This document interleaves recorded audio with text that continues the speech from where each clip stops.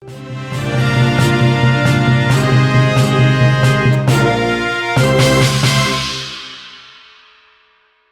pria warga Pucang Sawit, Kecamatan Jebres, Solo babak belur dihajar oleh massa. Yang merupakan pelaku pembacokan seorang pemuda di Timur SPBU Pucang Sawit pada Selasa 22 Februari. Pelaku awalnya mendatangi korban yang tengah berfoto di trotoar jalan. Pelaku pun kemudian menjadi bulan-bulanan warga lantaran menolak dibawa ke kantor polisi. Untuk informasi lebih lengkapnya, sudah ada Agil Tristiawan, wartawan Tribun Solo yang akan memberikan informasi lebih lengkapnya untuk Anda. Halo, selamat siang. Agil, bisa diinformasikan bagaimana kronologis pembacokan ini? Kemudian kondisi terkini dari pelaku seperti apa? Ya, selamat siang Dela dan Tribuners.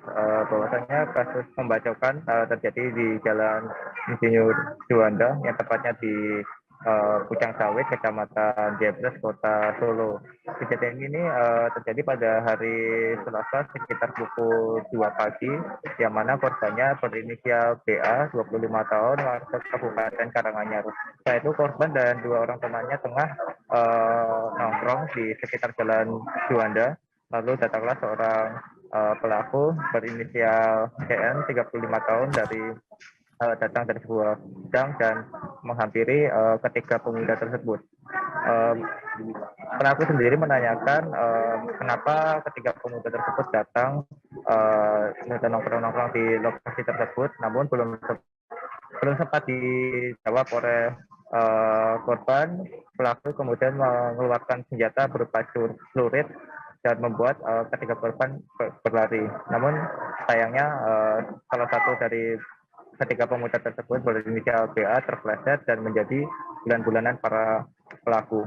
Setelah situasi cukup aman, korban berinisial BA dibawa oleh kedua orang temannya ke PKU Karanganyar untuk mendapatkan kesehatan.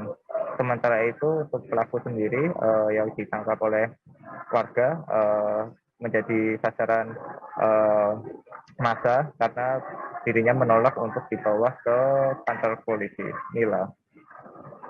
Baik, terima kasih banyak Agil Tri Setiawan, wartawan Tribun Solo atas informasi Anda. Selamat bertugas kembali.